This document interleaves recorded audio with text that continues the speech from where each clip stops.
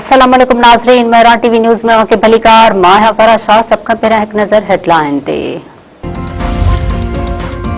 वज़ीर-ए-आज़म पारां 3 जुलाई ते वफ़द समेत ईरान जे दौरे जो इम्कान। शहबाज शरीफ ईरानी सुप्रीम लीडर आयतुल्ला ख़ामनई जे जनाज़े नमाज़ में शरीक थींदो।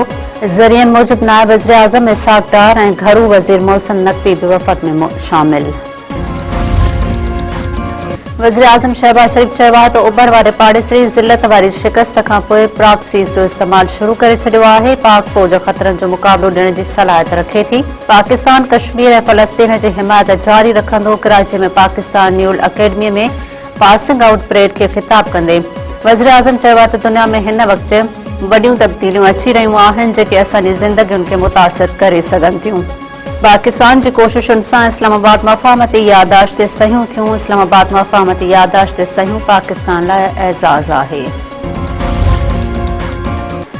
सिक्योरिटी फोर्सिस जो बलूचिस्तान में ऑपरेशन 8 दहशतगर्द मारिजी विया। SPR मौजूद 25 ऐं 26 जून ते मस्तोंग ऐं खारान में ॻुझे इतला ते कार्रवायूं कयूं वयूं। फोर्सिस सां फायरिंग जी ॾे वठ में आपघाती बमबार समेत 8 दहशतगर्द मारिजी विया।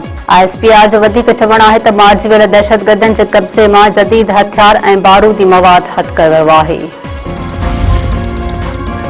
सदर ऐं वज़ीर-ए-आज़म पारां सिक्योरिटी फोर्सिस खे कामयाब कार्रवाई ते ख़िराज तहसीन पेश। सदर आसिफ अली ज़रदारी चयो आहे त 8 दहशतगर्द मारिजण सिक्योरिटी फोर्सिस जी महारत जो नतीजो आहे। गैर मुल्की सरपरस्तीअ हेठि थींदड़ दहशतगर्दी जे मुकमल ख़ात्मे ताईं कार्रवायूं जारी रहंदियूं।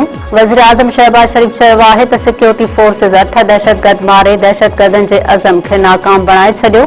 फितनतुल हिंदुस्तान जे दहशतगर्दनि जे ख़िलाफ़ कार्रवायूं संदन मंतकी अंजाम ताईं जारी रहंदियूं। ईरान जे परॾेही वज़ारत चयो आहे त ईरान मथां फ़िज़ाई हमला मफ़ाहमती याददाश्त जी भनकड़ी आहे। हमला गॾियल क़ौमुनि जे चार्टर जे बि ख़िलाफ़ आहिनि। ईरानी परॾेही वज़ारत जो चवणु आहे त ईरानी फ़ौज जवाब में अमेरिका सां लाॻापियल हदफ़नि ते दिफ़ाई कार्रवायूं कयूं। नार जा मुल्क पंहिंजी सरज़मीन ईरान जे ख़िलाफ़ हमलनि लाइ इस्तेमालु थियणु न ॾियनि।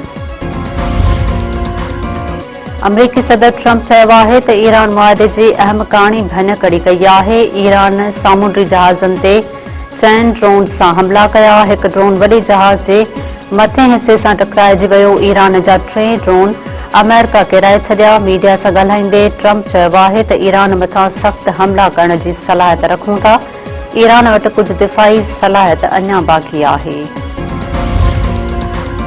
बानी PTI जी क़ैद में तन्हाई ख़िलाफ़ अलीमा ख़ान इस्लामाबाद हाई कोर्ट सां राब्तो करे वरितो। दरख़्वास्त में मौक़िफ़ इख़्तियार कयो वियो आहे त 6 महीननि खां बानी PTI जी घर भातियुनि या पार्टी अॻवाननि सां मुलाक़ात नाहे कराई वई। बानी PTI खे क़ैद दौरान तन्हाईअ में रखण खे गैर क़ानूनी करार ॾिनो वञे। योम आशूर ते इमाम हुसैन अलैहिस्सलाम ऐं संदसि जान निसार साथियुनि खे भेटा पेश। सॼे मुल्क में अलम पाक ताबूतनि ऐं ज़ुलझना सां निकितल मातमी जुलूस नहर थी विया। शाम क़रीबां बरपा इस्लामाबाद, लाहौर, पेशावर, कोयटा, कराची ऐं ॿियनि शहरनि में करबला जे शहीदनि जी यादि में अज़ादारी कई वई। सिक्योरिटीअ जा सख़्त इंतज़ाम रहिया। मोबाइल फ़ोन ऐं इंटरनेट सर्विस मुअत्तिल। मोटरसाइकिल जी ॿेल सवारीअ ते बि पाबंदी रही। झोल में पाणी खोट ख़िलाफ़ सवें आबादगारनि जो शामियाना हणी धरणो।